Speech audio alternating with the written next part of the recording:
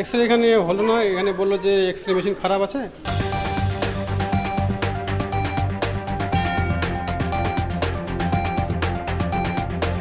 নকশালবাড়ি গ্রামীণ হাসপাতালে 10 দিন ধরে খারাপ হয়ে পড়ে রয়েছে ডিজিটাল এক্স-রে মেশিন পরিষেবা।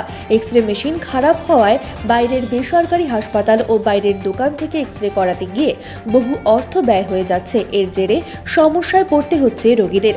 গত বছর 19শে নভেম্বর নকশালবাড়ি হাসপাতালে এক্স-রে মেশিন বসানোর পর এই প্রথম খারাপ হয়ে পড়ল।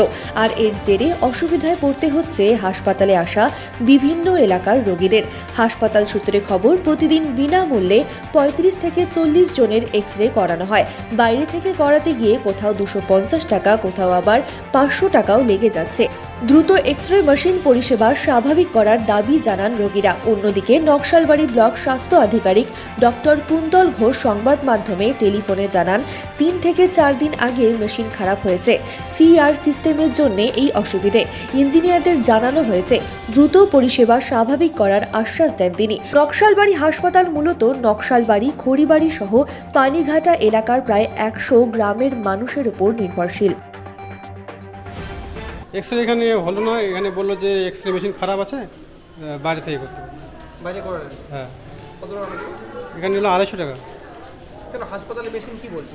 বেশি বলছে মেশিন খারাপ। এখানে যেখানে এক্সরে হতো এটা সেই রুমটা তালা বন্ধ আছে, মানে তালা লাগানো আছে। আপনি বলেছিলেন, কথা বলেছিলেন কোথায়? হাসপাতালে বলেছিলেন যে? হ্যাঁ, আমি ডাক্তারকে বলছিলাম, ডাক্তার বলেছিল এক্সরে মেশিন খারাপ আছে, তাহলে বাইরে থেকে করে নাও। কিন্তু সমস্যা হচ্ছে না?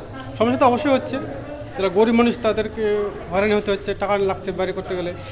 এখানে করলে একটু ফ্রিতে হতো, সেটা হচ্ছে না। কতদিন ধরে বন্ধ জানেন কিছু? এখানে ধরেন 10-12 দিন হবে। কি চাইছেন আপনারা? আমরা চাইছি যে তাড়াতাড়ি মেশিন আনা হোক, নতুন মেশিন আনা হোক, ঠিক করা হোক, এটা চাই। অনেকজন তো ঘুরে যাচ্ছে। হ্যাঁ, অনেকে ঘুরে যাচ্ছে, গরিব মানুষদের তো অসুবিধা হচ্ছে। কি নাম আপনার? আমার নাম প্রশান্ত বর্মন। কি হয়েছিল?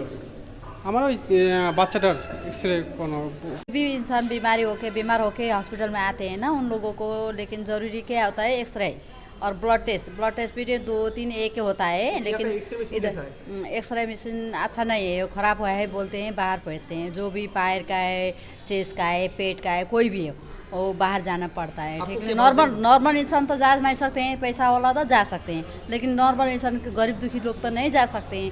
ठीक है, अभी हॉस्पिटल में, गवर्नमेंट हॉस्पिटल में ज़रूरी है एक्सरे मशीन तो है, मशीन है, लेकिन ख़राब है, उसको ठीक करना चाहिए, जल्दी से जल्दी ठीक करना चाहिए। कितना परेशानी हो रहा है इसमें? तो सब लोग को परेशान हो रहा है ना, इसलिए हम लोग अभी ऑटो लेके हम लोग गए, बाहर जाके आया, फिर इधर से फिर भी जाना, कल रिपोर्ट लेने के लिए जाना पड़ता है, ऐसा होता है।